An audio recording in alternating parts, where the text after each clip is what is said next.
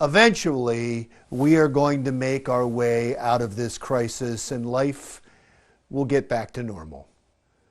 But will normal now become something different? How much did this pandemic change our way of life? For instance, will we still shake hands, knowing that our hands are covered with bacteria and viruses that could potentially make you and other people sick? Dr. Anthony Fauci, director of the National Institute of Allergy and Infectious Diseases, doesn't think we should ever shake hands again. He said that on a Wall Street Journal podcast. I don't think we should ever shake hands ever again, to be honest with you. Not only would it be good to prevent coronavirus disease, it probably would decrease the incidence of influenza dramatically in this country. So wait, does that mean that germaphobes like comedian Howie Mandel were right? You call it a pandemic, I call it told ya! Look, there's no question there's not going to be as many people shaking hands, and hopefully people will continue to wash their hands properly, as it is the #1 way to stop the spread of diseases. And we all found out that it takes just about the same amount of time to properly wash your hands as it does to sing the world's most popular song, so you can continue to do that if you want. Happy birthday to you. Happy birthday to you. We have to keep washing our hands because it is impossible for us to stop touching our faces, as just about every public official has proved throughout this crisis. Start working on not touching your face, because one main way viruses spread is when you touch your own mouth, nose, or eyes. And of course, enhanced cleaning of surfaces. Well, we're always saying the common sense of washing your hands, not touching your face. We're looking at every way individuals come into the country, not just through the... One of the key parts to preventing transmission is washing your hands and not touching your face. You know, there's a lot of folks that are trying to ask themselves, do I need a mask? There are also predictions of a coronavirus baby boom from December of this year until February of next year.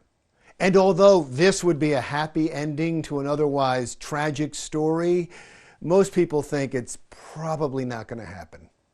It's not that couples forced to spend time together aren't having sex, I'm sure they are, but the last baby boom was between 1946 and 1964.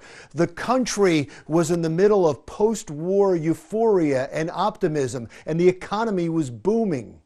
But now the economy is faltering. People may be reluctant to have children right now, and also now we have something called effective birth control. But the divorce rate will undoubtedly go up, as it has in China and other countries on the other end of this pandemic. It seems that being forced together brings out the best in good relationships and the worst in bad ones. We have all learned to Zoom and to Skype to keep in touch with family and friends and to work. Companies that have been reluctant to allow people to work from home are now finding out that it's not only possible, it may be preferable. Telemedicine has become more popular. People who were reluctant to try it are now seeing its benefits and effectiveness. And we're gaining much more respect for nurses and doctors and our entire healthcare system, all the people who are on the front lines trying to keep us safe. And now suddenly the anti-vax people are now joining the rest of us in hoping for a vaccine. And those we once took for granted, grocery store workers, convenience store workers, those who work in pharmacies, those who deliver our food, who deliver our packages, those who pick up our trash, are now our heroes. Just like the first responders after another national crisis, we tend to notice people when we need them the most. Suddenly, our personal space is much more important.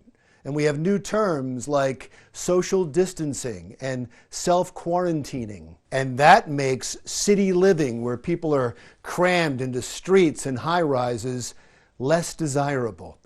Expect a lot of people now to look for single-dwelling units in the country and in the suburbs.